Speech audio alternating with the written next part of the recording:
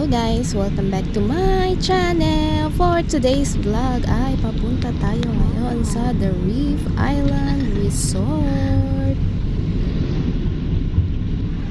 So dito guys, ang drop-off area nila. Pinagbuksan pa ako ng Pitono Valley dyan, parang Donya. So ayan, dito nag-check-in na kami. Bale meron siyang deposit na parang 8K. Kasi 4 days kami nag-stay dyan. So, kailangan may deposit ka. Pero, kulang kami ng cash. Pero, kaya pumwede na yung 6K pesos. Bali, dito pala sa The Reef Island Resort, 6,000 plus ang binayad namin sa kanya per night. Wow. So, ayan. So, bali guys, binigyan nga pala kaming tigisang wristband. Ginagamit mo yon para ma-open mo yung room, tsaka yung paggamit ng elevator. Ito nga pala guys, ang aming kwarto. May sariling lagayan ng damit. Ito ang aming comfort room. May lavatory, mayroong toilet, may shower room, hot and cold siya. Tapos, everyday, nagre-refill ng mga toiletries. Ayan, may extra pillow pa. Ito ang aming bed. Pretty yarn. So, ito naman ang balcony. Isa lang ang chair. Pero, ang ganda ng view, guys. Tingnan nyo naman. Kitang-kita ang beach. So, ito ang daan, guys, papunta sa beach. Bali, beachfront nga pala itong hotel na to. Ayan, ang luwang ng kanilang garden. Sobrang ganda niya, guys. Ito mo, ang dami pang pa-flower ng bougainvillea nila. Mongga!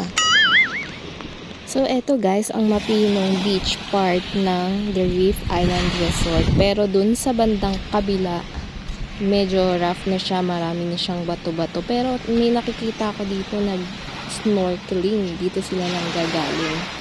So, maaaring may magandang coral reef. So, ayan, feel ko ang ganda ng beach. Video, picture ang lola mo. So, ayan guys, swimming naman tayo. I-feel natin ang ganda, ang alat, at mga waves ng The Reef Island Resort dito sa beach na to. Grabe, alam nyo, mas warm pa yung water ng beach kesa dun sa may swimming pool. Oh my gosh!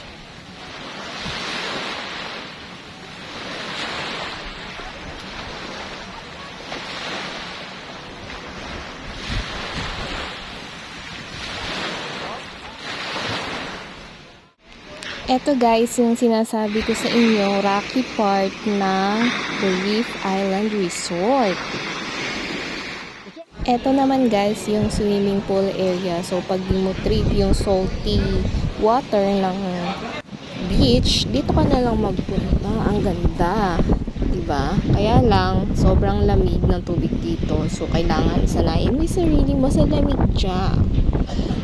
Dito sa pool area, meron silang patawel. Same din sa may beach, meron din silang pinapagamit na towel. Pero ibabalik mo rin naman siya, guys. Sa harap ng pool na to, merong daanan yan. Itong gilid na to. Papunta doon sa may beach. So, pwede ka nang sumorkat. Siyempre, palalagpasin ba itong 30 minutes na free na paglalaro ng mga iba't ibang games dito. Meron silang billiards, merong basketball, may ping pong, may darts. Merong yung parang ginagalaw-galaw na ewan ko kung ano tawag doon, nakalimutan ko na. So, per night ang bilang ng game dito. So, 30 minutes per night ka lang pwedeng maglaro. Laruin mo kung ano ang gusto mo. Basta hanggang 30 minutes lang. Pero may time na nasosobrahan kami nung nagbabantay. Siguro dahil kasi pasara na siya. So, dito kami nag-dinner sa may The Ground. Sobrang mas okay yung presyo nito. Compare mo siya sa The Kitchen tsaka sa The Bakery. Pinaka nagustuhan ko dito is yung grilled bangus. Grabe, sobrang sarap. Tapos, ang ginamit namin yung native something na sauce nila, which is yung sila'y gumawa. So, ang breakfast guys ay dito sa The Kitchen. So, ayan, iba-iba yan. Merong toasted bread. Pwede kang magpagawa ng scrambled egg, ayan, bahala ka kung anong gusto mo. Meron silang mga salad, kung mahilig kayo sa salad. May mga fruits, merong mga cupcake, cakes, banana bread. So, meron din naman sa mga hilig sa kanin. Meron silang chop suey, iba't iba. May fried rice. Ang pinaka-favorite ko dyan is yung pudding. Ayan! Oh my gosh!